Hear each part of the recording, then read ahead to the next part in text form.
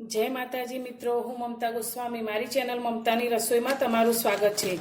मित्रों, अत्यारे शाकना भाव खूब ज वधी रह्या छे, त्यारे रोज दरेक गृहिणीने एक ज प्रश्न थतो होय छे के सांजे जमवामां शुं बनावुं। तो आजे हूँ तमारी साथे एक एवी रेसिपी शेर करवा जई रही छुं जे खूब ज टेस्टी छे अने ज्यारे घरमां कंई पण शाक ना होय त्यारे तमे आ शाक बनावी शको छो ने झटपट बनी जाय छे ने खूब ज ओछा खर्चमां बने छे अने नाना मोटा दरेकने भावे तेवुं बने छे। तो शाक बनाववा माटे मैं अत्यारे एक मोटी साइजनी डूंगळीने आ रीते झीणी झीणी क्रश करी लीधी छे। तो हवे आपणे शाक बनाववानुं शरू करीशुं। तो शाक बनावता पहेला तमने रिक्वेस्ट करूं छुं के तमने मारो आ विडियो पसंद आवे तो विडियोने लाइक जरूरथी करजो अने मारी चेनल पर नवा छो तो चेनलने सब्सक्राइब करवानुं बिलकुल भूलता नहीं। गैस पर आपणे एक कढ़ाई राखीशुं अने कढ़ाईनी अंदर 2 चमची जेटलुं तेल लईशुं અને આ તેલને આપણે થોડું ગરમ થવા દઈશું।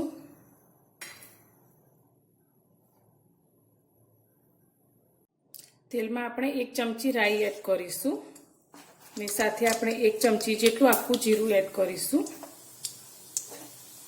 રાઈ ને જીરું આપણા સંતળાય પછી તેની અંદર આપણે મીઠા લીમડાના પાન લીધા છે તે અંદર એડ કરીશું।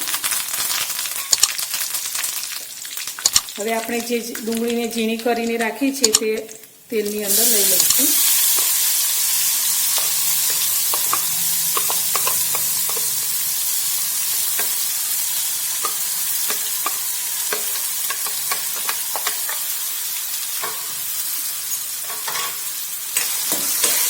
ડુંગળીને આપણે 2 મિનિટ માટે આ રીતે તેલમાં સાતળશું જેથી તેનો કાચો જે ટેસ્ટ છે તેને જતો રહે અને આપણી ડુંગળી સારી રીતે સંતળાઈ જાય। तो गैसनी फ्लेम आपणे मीडियम राखी अने आ डूंगळीने सातळवानी छे।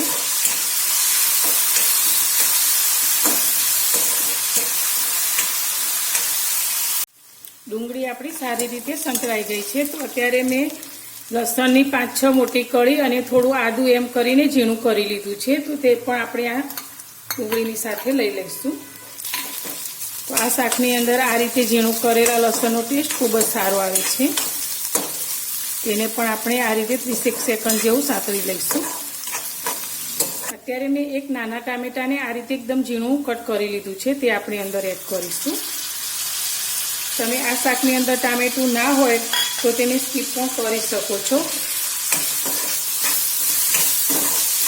पण आ रीते टामेटुं एड करवाथी शाकनो टेस्ट खूब ज सारो आवे छे। तो आपणा टामेटा पण थोड़ा सॉफ्ट थाय त्यां सुधी आपणे तेने सातळशुं।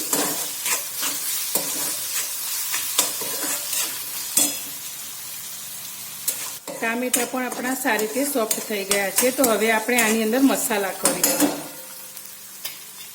तो मसालामां सौथी पहेला तो आपणे स्वाद प्रमाणे मीठुं एड करीशुं। तो अत्यारे एक नानी चमची जेटलुं मीठुं लईशुं। साथे आपणे 1 चमची जेटलुं धाणा जीरुं एड करीशुं। 1 चमची लाल मरचुं पाउडर लईशुं। मरचुं तमे जे रीते तीखुं पसंद करता होय ते रीते लेवानुं। अर्धी चमची आपणे हळदर एड करीशुं। बधा ज मसालाने आ रीते मिक्स करी लईशुं।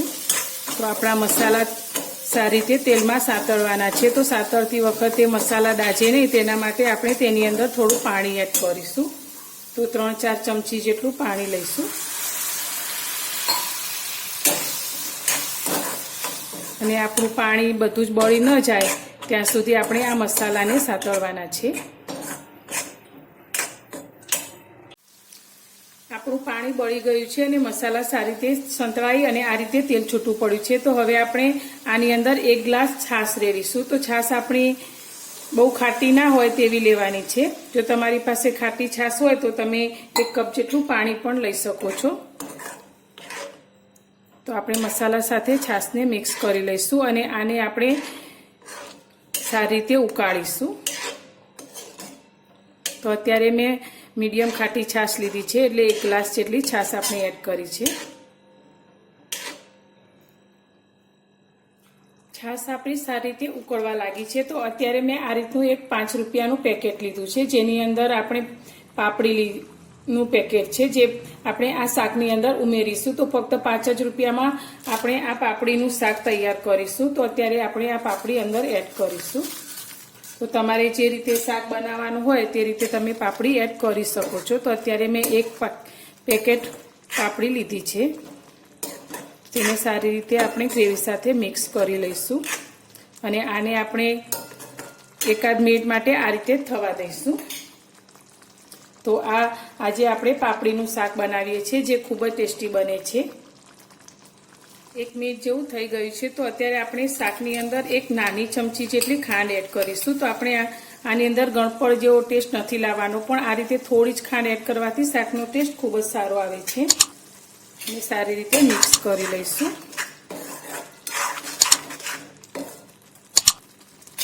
આપણે 1 ચપટી જેટલો ગરમ મસાલો એડ કરીશું. થોડા કોથમીરના પાન લીધા છે, તે ઉપરથી આ રીતે લઈ લઈશું અને આપણે ગેસની ફ્લેમ બંધ કરીશું અને શાકને મિક્સ કરી લઈશું.